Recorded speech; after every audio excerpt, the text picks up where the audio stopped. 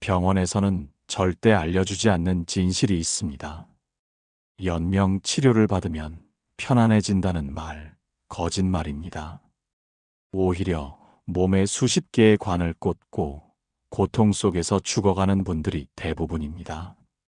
한국에서 병원비로 수천만 원을 쓰고도 비참하게 돌아가시는 어르신들이 매년 수만 명입니다. 오늘 이 영상은 여러분과 여러분의 가족이 반드시 알아야 할 내용입니다. 끝까지 보시고 꼭 주변 분들과 공유해 주세요. 지금 이 순간에도 전국의 중환자실에서는 수많은 어르신들이 홀로 쓸쓸히 생을 마감하고 계십니다. 가족들의 얼굴조차 알아보지 못한 채 온몸에 연결된 기계들 사이에서 말입니다. 이것이 과연 우리가 바라던 마지막 모습일까요? 대부분의 어르신들은 평생 자식들 뒷바라지하며 성실하게 살아오셨습니다. 그런데 정작 마지막 순간에는 왜 이렇게 비참한 모습으로 떠나셔야 하는 걸까요? 문제는 우리 사회가 죽음에 대해 이야기하는 것을 금기시한다는 것입니다. 죽음을 준비하는 것이 불효라고 생각하는 분들도 많습니다. 그러나 이것은 큰 착각입니다. 죽음을 준비하지 않으면 오히려 더 나쁜 일들이 벌어집니다. 병원이 여러분의 생사를 결정하게 되는 것입니다. 현대 의료 시스템은 죽음마저도 하나의 사업으로 만들어버렸습니다. 환자가 병원에 입원하는 순간부터 자동화된 시스템에 끌려가게 됩니다. 입으로 음식을 삼키지 못하면 코로 영양을 주입하고 숨을 쉬지 못하면 인공호흡기를 답니다. 내일 돌아가실 분을 본인의 의사와는 무관하게 몇 달씩 연명시키는 일도 흔합니다. 이 과정에서 인간의 존엄성은 사라지고 맙니다. 더 큰 문제는 이런 연명 치료가 환자 본인에게는 엄청난 고통이라는 사실입니다. 인공호흡기를 견디기 위해 환자를 깊은 무의식 상태로 만들어야 합니다. 자연스러운 호흡과 반대로 기계가 강제로 공기를 밀어넣는 것이 얼마나 괴로운지 상상해 보십시오. 가슴이 터질 듯한 압력을 견디며 죽어가는 것입니다. 그런데도 의사들은 이것이 환자를 위한 최선의 치료라고 말합니다. 과연 그럴까요? 통계를 보면 더욱 충격적입니다.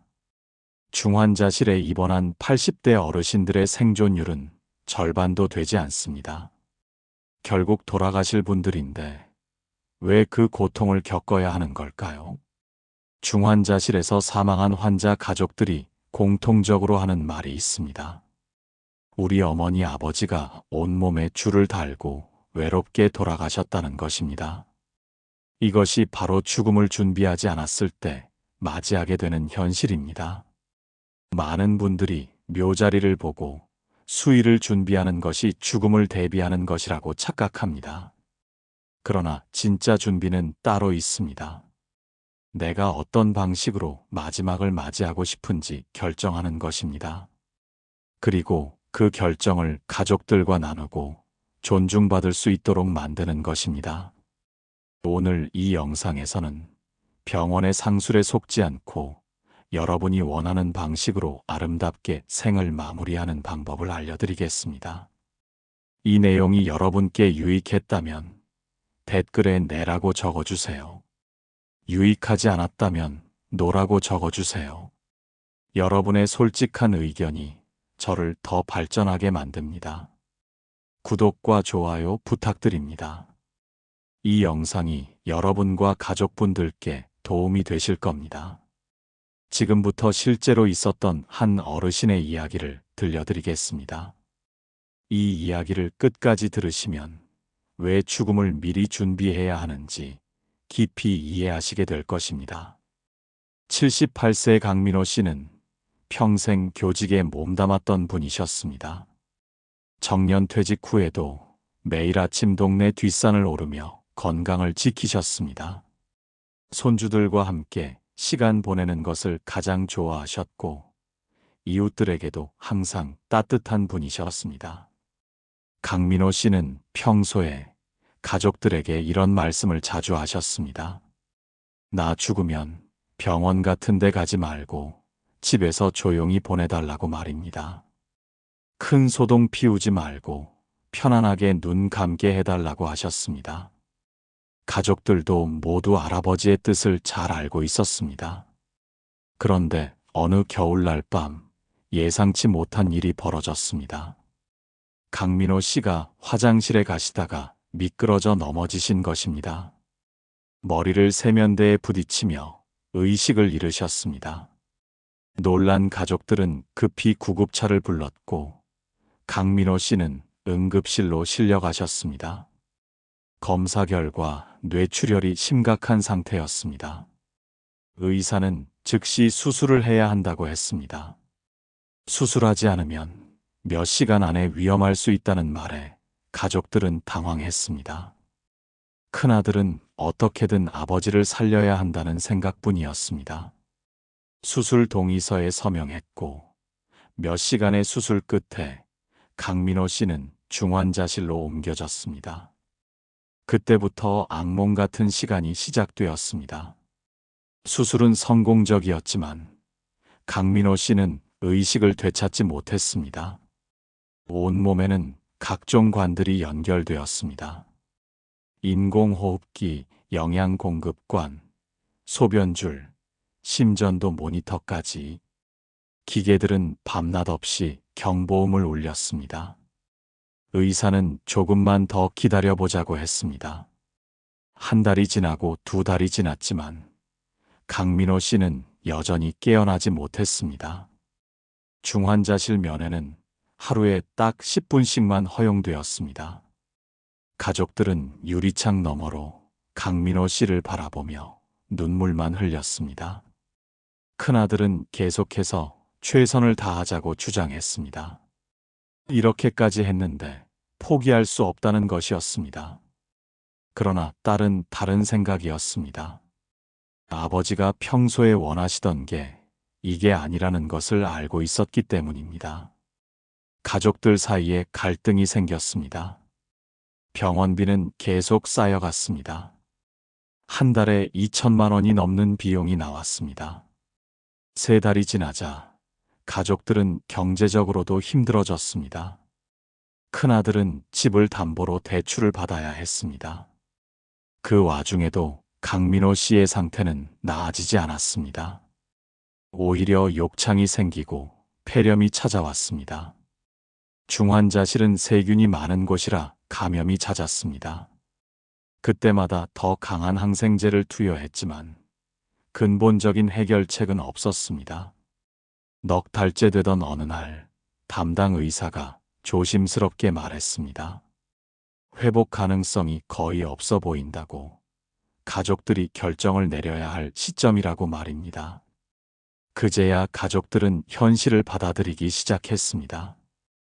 큰아들도 더 이상 고집을 부리지 못했습니다. 그러나 이미 때는 늦어 있었습니다.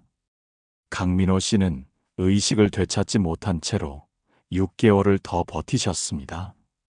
가족들은 매일 병원을 오가며 지쳐갔습니다. 손주들은 할아버지의 얼굴도 제대로 기억하지 못하게 되었습니다. 중환자실 침대 위에 누워 계신 할아버지만 기억에 남았습니다. 결국 강민호 씨는 입원한 지 6달 만에 세상을 떠나셨습니다. 그동안 들어간 병원비는 8천만 원이 넘었습니다. 장례식장에서 가족들은 오열했습니다. 큰아들은 자책감에 시달렸습니다. 아버지가 원하시던 대로 해드리지 못한 것에 대한 후회였습니다. 딸은 아버지의 유언을 지키지 못한 것이 평생 한으로 남았습니다. 강민호 씨의 이야기는 특별한 사례가 아닙니다. 지금 이 순간에도 전국의 병원에서 똑같은 일이 벌어지고 있습니다. 강민호 씨의 이야기를 들으시니 어떤 생각이 드십니까? 이것은 먼 나라의 이야기가 아닙니다. 우리 주변에서 매일 일어나는 일입니다. 통계를 보면 더욱 놀랍습니다. 한국에서는 100명 중 80명이 병원에서 생을 마감합니다. 그런데 정작 사람들에게 어디서 죽고 싶냐고 물으면 대부분 집이라고 답합니다. 이 얼마나 모순적인 현실입니까? 우리가 원하는 죽음과 실제로 맞이하는 죽음 사이에 이렇게 큰 간극이 있는 것입니다. 왜 이런 일이 벌어질까요?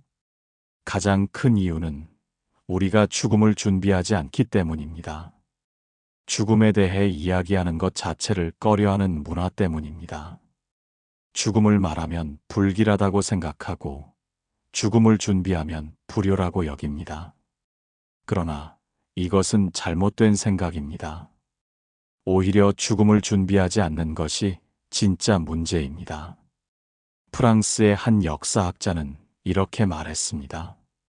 현대 사회는 죽음을 병원 안에 가둠으로써 일상에서 죽음을 분리시켰다고 말입니다. 과거에는 사람들이 집에서 태어나고 집에서 죽었습니다. 온 가족이 지켜보는 가운데 할아버지 할머니가 편안히 눈을 감으셨습니다. 아이들도 죽음을 자연스럽게 받아들이며 자랐습니다. 그러나 지금은 다릅니다. 죽음은 병원이라는 특별한 공간에서만 일어나는 일이 되었습니다. 우리 눈에 보이지 않는 곳으로 격리된 것입니다. 그 결과 죽음은 낯설고 두려운 것이 되어버렸습니다. 더 큰 문제는 죽음이 하나의 산업으로 변했다는 것입니다. 병원에게 환자는 곧 수익입니다. 중환자실에 환자 한 명이 한 달 있으면 수천만 원의 돈이 들어옵니다. 연명 치료를 할수록 병원은 더 많은 돈을 벌게 됩니다. 물론 모든 의사가 돈만 생각하는 것은 아닙니다. 많은 의료인들이 환자를 위해 최선을 다하고 계십니다. 그러나 시스템 자체가 이렇게 만들어져 있다는 것이 문제입니다. 의사들은 환자가 살아있는 한 모든 치료를 다 해야 한다고 배웁니다. 치료를 멈추는 것은 환자를 포기하는 것이라고 생각합니다. 그래서 회복 가능성이 거의 없는 환자에게도 계속 치료를 합니다. 환자 본인이 원하는지, 이것이 정말 환자를 위한 것인지는 고려하지 않습니다. 심리학자들의 연구 결과를 보면 더욱 명확합니다. 병원 중환자실에서 사망하는 경우와 집에서 사망하는 경우를 비교했더니 집에서 사망한 경우가 모든 면에서 더 좋았다고 합니다. 환자의 삶의 질, 신체적 편안함, 심리적 안정 모두 집에서 더 나았습니다. 남겨진 가족들에게도 집에서의 사망이 훨씬 좋았습니다. 외상 후 스트레스 장애가 생길 확률이 병원 사망의 경우 5배나 높았습니다. 왜 그럴까요? 병원에서는 가족들이 환자의 마지막 순간을 제대로 지켜볼 수 없기 때문입니다. 중환자실은 면회 시간이 정해져 있고 여러 제약이 있습니다. 환자는 기계들에 둘러싸여 외롭게 죽어갑니다. 가족들은 유리창 너머로 바라보며 무력감을 느낍니다. 제대로 된 작별 인사도 못합니다. 이것이 남겨진 가족들에게 큰 트라우마가 되는 것입니다. 반면 집에서는 가족들이 환자 곁을 지킬 수 있습니다. 손을 잡아주고 마지막 말을 나눌 수 있습니다. 환자도 익숙한 공간에서 사랑하는 사람들과 함께 평화롭게 눈을 감을 수 있습니다. 이것이 좋은 죽음입니다. 그렇다면 좋은 죽음이란 무엇일까요? 첫째, 존엄성이 지켜지는 죽음입니다. 기계에 의존하지 않고 인간으로서의 품위를 유지하며 죽는 것입니다. 둘째, 내가 장소를 선택할 수 있는 죽음입니다. 병원이 아닌 내가 원하는 곳에서 마지막을 맞이하는 것입니다. 셋째, 사랑하는 사람들과 함께하는 죽음입니다. 혼자가 아닌 가족들에 둘러싸여 작별 인사를 나누는 것입니다. 넷째, 고통이 최소화된 죽음입니다. 불필요한 치료로 고통받지 않고 편안하게 가는 것입니다. 다섯째, 내가 미리 준비하고 결정한 죽음입니다. 갑작스럽게 맞이하는 것이 아니라 마음의 준비를 하고 받아들이는 것입니다. 이런 죽음을 맞이하려면 어떻게 해야 할까요? 바로 지금부터 준비해야 합니다. 죽음을 외면하거나 회피해서는 안 됩니다. 죽음은 언젠가 반드시 찾아옵니다. 이것은 피할 수 없는 자연의 이치입니다. 그렇다면 죽음을 두려워할 것이 아니라 준비해야 합니다. 어떻게 죽을 것인가를 미리 생각하고 결정해야 합니다. 그리고 그 결정을 가족들과 나누어야 합니다. 많은 분들이 사전 연명, 의료 의향서를 작성하면 된다고 생각합니다. 물론 그것도 중요합니다. 그러나 그것만으로는 부족합니다. 사전 연명, 의료 의향서는 최소한의 장치일 뿐입니다. 실제로 그 서류를 작성한 100만 명 중에서 본인 뜻대로 죽음을 맞이한 사람은 극소수에 불과합니다. 왜 그럴까요? 서류에는 이렇게 쓰여 있습니다. 담당 의사와 전문의가 모두 환자가 임종 과정에 있다고 판단해야 효력이 있다고 말입니다. 그런데 의사들은 좀처럼 임종이라고 판단하지 않습니다. 응급실에 가보면 분명히 돌아가실 환자인데도 아무도 임종이라고 말하지 않습니다. 폐렴입니다. 신부전입니다. 이렇게만 말합니다. 눈앞에 있는 문제만 해결하면 된다고 생각하기 때문입니다. 그래서 누구도 이제 그만하자고 말하지 않습니다. 의사는 환자의 생명을 살려야 할 의무가 있다고 생각합니다. 모든 수단을 동원해서라도 연명시켜야 한다고 믿습니다. 이것이 현재의 의료 시스템의 한계입니다. 그렇다면 우리는 어떻게 해야 할까요? 답은 명확합니다. 지금부터라도 죽음에 대해 이야기를 시작해야 합니다. 가족들과 솔직하게 대화를 나눠야 합니다. 내가 어떤 마지막을 원하는지 분명히 밝혀야 합니다.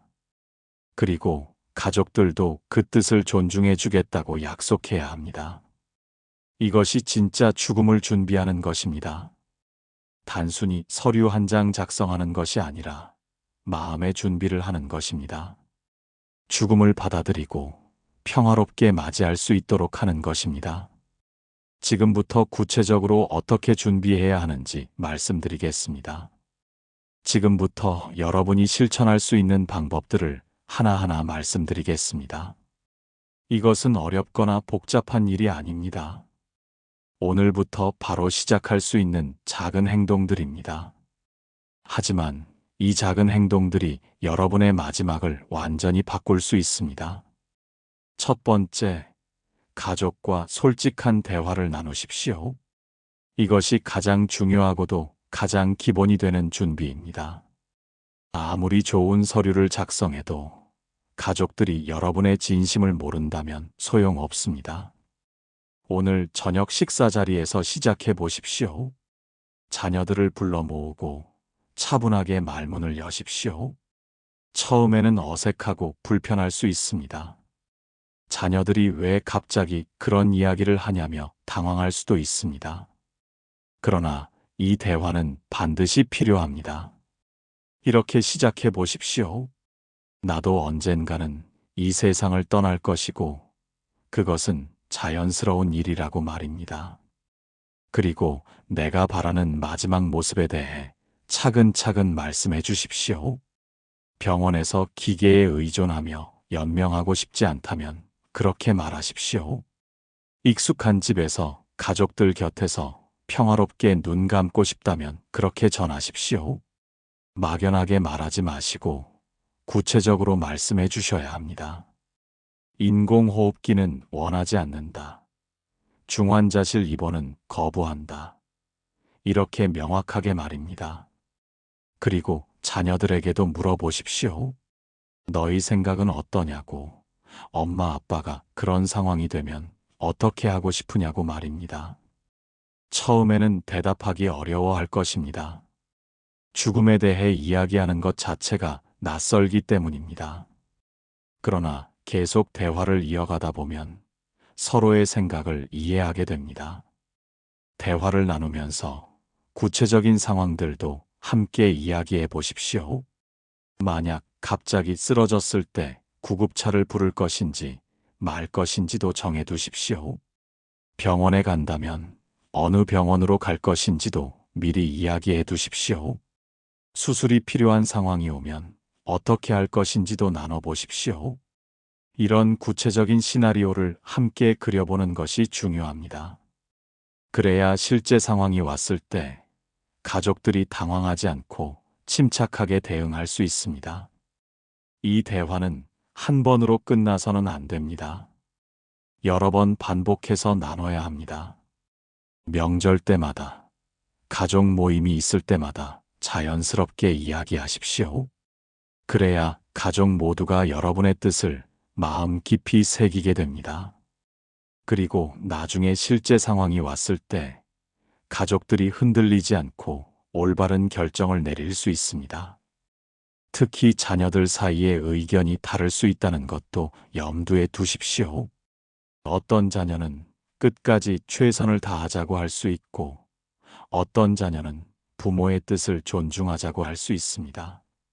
이럴 때 누구의 의견을 따를 것인지도 미리 정해두면 좋습니다. 두 번째, 사전 연명 의료 의향서를 작성하되 그 한계를 이해하십시오. 많은 분들이 이 서류만 작성하면 모든 준비가 끝났다고 안심합니다. 그러나 앞서 말씀드렸듯이 이것만으로는 충분하지 않습니다. 그래도 작성은 반드시 해두어야 합니다. 가까운 보건소나 병원에 가시면 작성할 수 있습니다. 요즘은 인터넷으로도 가능합니다. 이 서류는 내가 회복 불가능한 상태가 되었을 때 불필요한 연명 치료를 거부한다는 의사표시입니다. 그러나 이것이 실제로 효력을 발휘하려면 의사의 판단이 필요합니다. 여기서 문제가 생깁니다. 의료 현장에서는 임종이라는 판단을 쉽게 내리지 않습니다. 그래서 더욱 중요한 것이 첫 번째로 말씀드린 가족들과의 대화입니다. 가족들이 여러분의 뜻을 확실히 알고 있어야 합니다. 그래야 의사가 뭐라고 하든 가족들이 여러분을 대신해서 목소리를 낼 수 있습니다.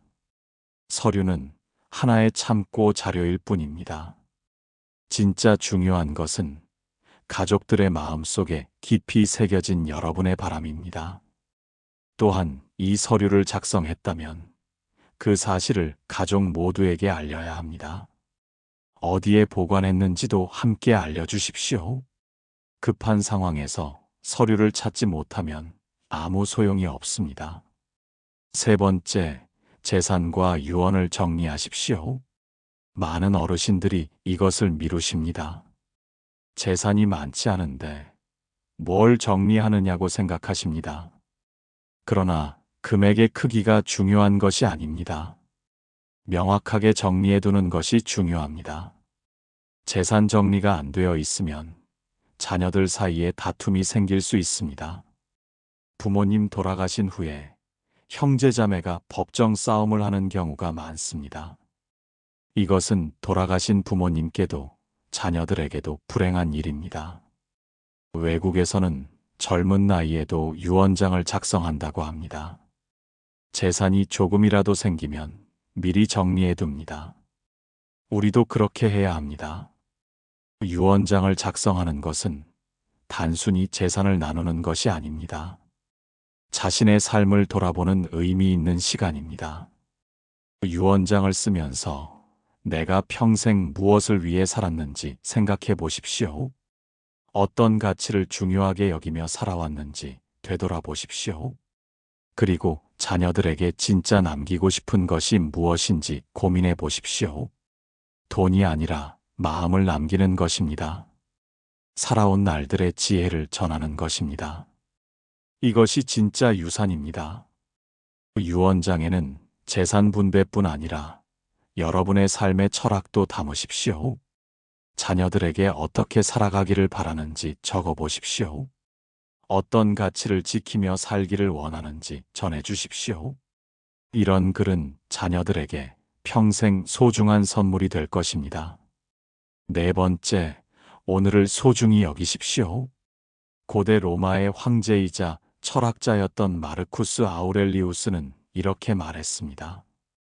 사람들은 마치 영원히 살 것처럼 행동하지만 죽음은 언제나 우리 곁에 있다고 말입니다.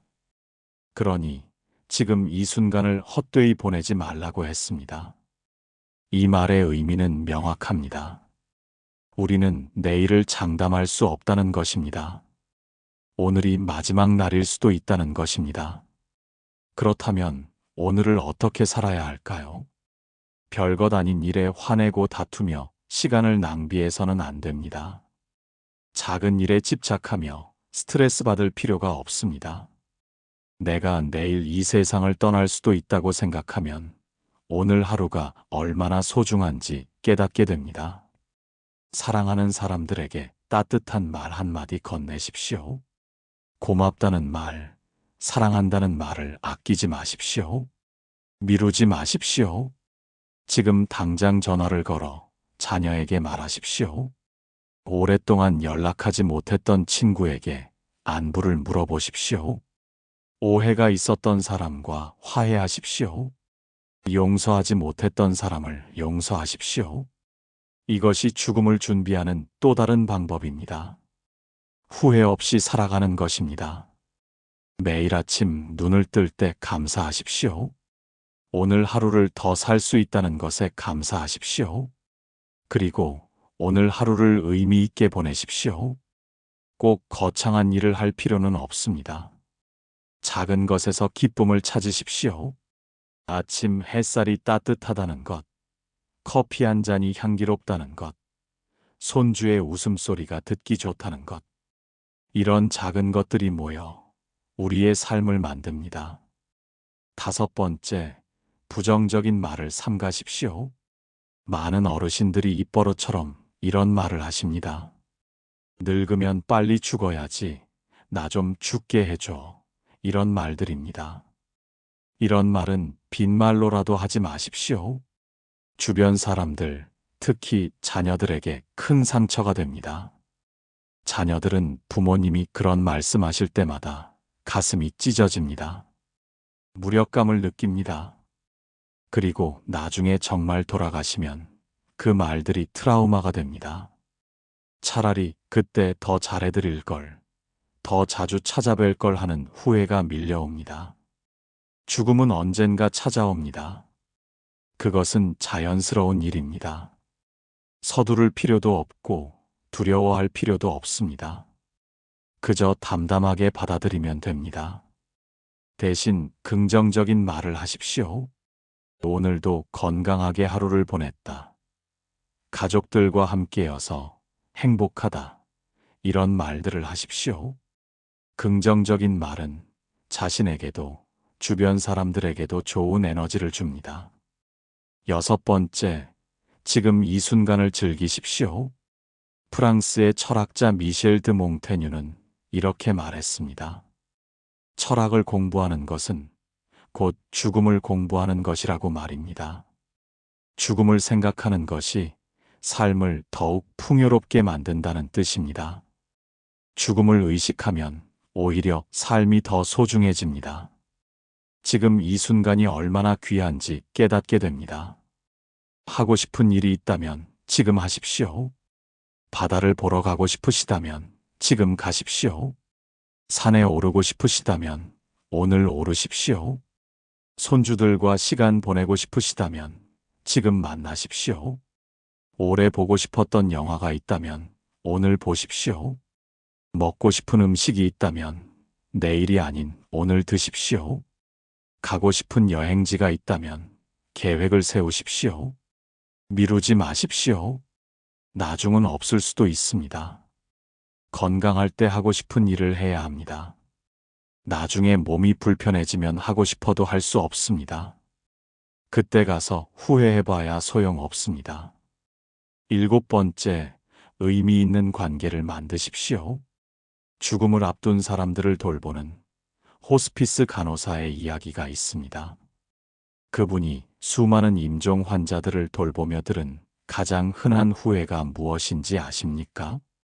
일을 너무 많이 했다는 것, 자신의 감정을 솔직히 표현하지 못했다는 것, 친구들과 연락하지 않았다는 것입니다. 돈을 많이 벌지 못한 것을 후회하는 사람은 거의 없었다고 합니다. 사회적으로 큰 성공을 못한 것을 아쉬워하는 사람도 드물었습니다. 중요한 것은 관계였습니다. 사랑하는 사람들과 함께한 시간이었습니다. 그렇다면 지금부터라도 관계를 가꾸십시오. 자녀들과 더 많은 대화를 나누십시오. 그들의 이야기를 들어주십시오. 손주들과 함께 놀아주십시오. 그들과 만드는 추억이 여러분에게도 그들에게도 소중한 자산이 됩니다. 배우자에게 감사함을 표현하십시오. 평생 함께 해준 것에 대해 고마움을 전하십시오. 이웃과 친구들과 시간을 보내십시오. 오래된 친구에게 연락하십시오. 함께 차 한 잔 마시며 옛 이야기를 나누십시오. 이런 것들이 여러분의 삶을 풍요롭게 만듭니다. 그리고 나중에 마지막 순간이 왔을 때 후회 없이 눈을 감을 수 있게 합니다. 8번째, 집에서 죽는 것도 선택할 수 있음을 기억하십시오. 많은 분들이 아프면 무조건 병원에 가야 한다고 생각합니다. 그러나 그렇지 않습니다. 집에서도 충분히 편안하게 마지막을 맞이할 수 있습니다. 요즘은 재택의료 서비스도 발달했습니다. 의사가 집으로 방문해서 진료를 해줍니다. 통증 관리도 가능합니다. 가족들도 필요한 교육을 받을 수 있습니다. 무엇보다 익숙한 공간에서 사랑하는 사람들과 함께할 수 있습니다. 내가 평생 살아온 집에서 마지막을 맞이하는 것입니다. 이것이 가장 큰 위안이 됩니다. 물론 모든 경우에 집에서 가능한 것은 아닙니다. 상황에 따라 병원이 필요할 수도 있습니다. 급성 질환이나 갑작스러운 사고는 병원 치료가 필요합니다. 그러나 회복 가능성이 없는 말기 상태라면 집도 좋은 선택입니다. 선택권은 여러분에게 있다는 것을 기억하십시오. 의사가 병원에 입원하라고 해도 거부할 수 있습니다. 가족들이 병원에 가자고 해도 내 뜻을 분명히 밝힐 수 있습니다. 이것은 여러분의 권리입니다. 9번째, 임종 과정을 이해하고 두려워하지 마십시오. 많은 분들이 죽음의 과정을 두려워합니다. 고통스러울 것이라고 생각합니다. 그러나 실제로는 그렇지 않습니다. 자연스러운 죽음은 생각보다 평화롭습니다. 임종이 가까워지면 의식이 점점 흐려집니다. 잠들듯이 편안해집니다. 통증도 자연스럽게 줄어듭니다. 음식과 물을 거부하게 되는데 이것도 자연스러운 과정입니다. 억지로 먹이려고 하지 마십시오. 오히려 불편함만 줄 뿐입니다. 목이 마르지 않느냐고 걱정하시는데 그렇지 않습니다. 몸이 스스로 조절하기 때문에 갈증을 느끼지 않습니다. 호흡이 불규칙해지고 가래 끓는 소리가 날 수 있습니다. 보는 사람은 불안할 수 있지만 환자는 불편함을 거의 느끼지 않습니다. 이런 과정을 미리 알고 있으면 두려움이 줄어듭니다. 가족들도 당황하지 않고 차분히 곁을 지킬 수 있습니다. 10번째, 지금 바로 실천하십시오. 여기까지 들으시고 좋은 이야기 들었다고만 생각하지 마십시오. 오늘 당장 실천에 옮기십시오.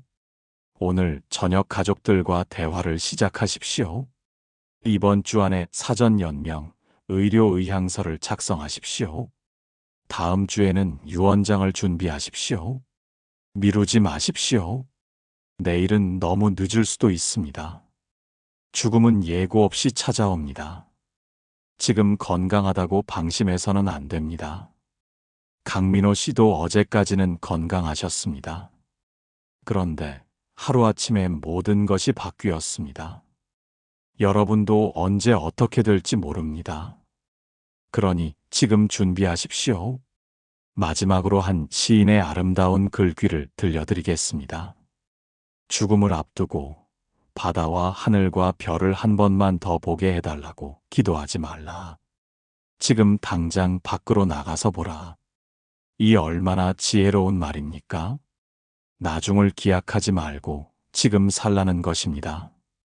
여러분의 남은 생이 사랑하는 이들과 더없이 행복하고 소중한 시간이 되기를 바랍니다. 그리고 마지막 순간이 왔을 때 후회 없이 평화롭게 눈을 감으시기를 기원합니다. 여러분은 존엄한 존재입니다.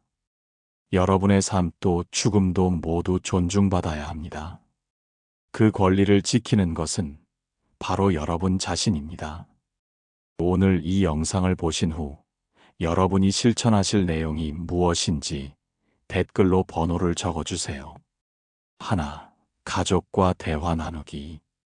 2. 사전 연명, 의료 의향서 작성하기. 3. 재산과 유언 정리하기. 4. 오늘을 소중히 살기. 5. 의미 있는 관계 만들기. 6. 부정적인 말 삼가기.